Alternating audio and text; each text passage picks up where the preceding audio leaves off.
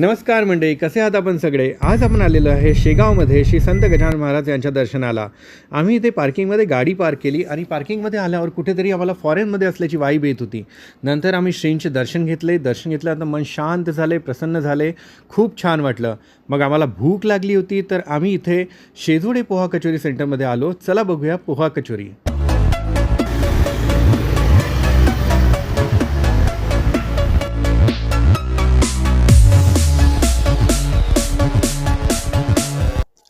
शेजोडे poha kachori centre हे दुकान मंदिराकडनं येताना शिवाजी महाराज चौकातून हार्डली 100 मीटरच्या अंतरावरती उजव्या हातावरती आहे. शेजोडे पोहा कचोरी सेंटर हे इथले 30 वर्ष जुने दुकान आहे.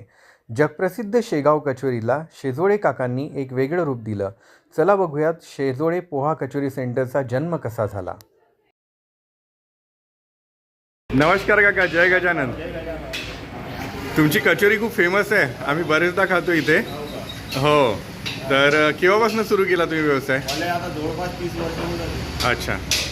आणि हे कचोरीवरती पोहा देता तुम्ही, हे काय वैशिष्ट्य?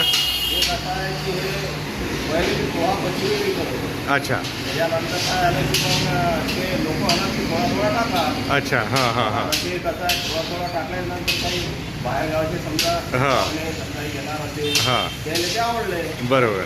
ते असं की बा एकामेकाला सांगत करतात. हां, त्याच्यानंतर ते तिथून पोहा कचोरीचं क्रेज सुरू झालं.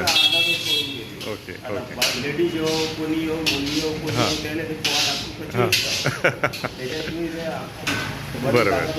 ओके. किती वर्ष झाले म्हटलं? 30 वर्ष. 30 वर्ष झालं ना? पहिले कार्टून मार्केटमध्ये होती, आता या मेन रोडला आहे. धन्यवाद.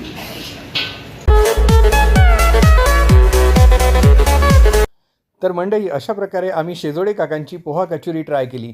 कचोरी बघूनच खूप छान वाटत होती. खाल्ल्यानंतर आम्हाला खूप मज्जा आली, खूप टेस्टी होती. तुम्ही जेव्हा शेगावला याल तेव्हा इथे एकदा नक्की भेट द्या. शेगाव कचोरी बऱ्याच ठिकाणी मिळते, पण शेजोडे काकांची शेगाव कचोरी खाल्ल्यानंतर तुम्हाला एक वेगळी मजा येईल.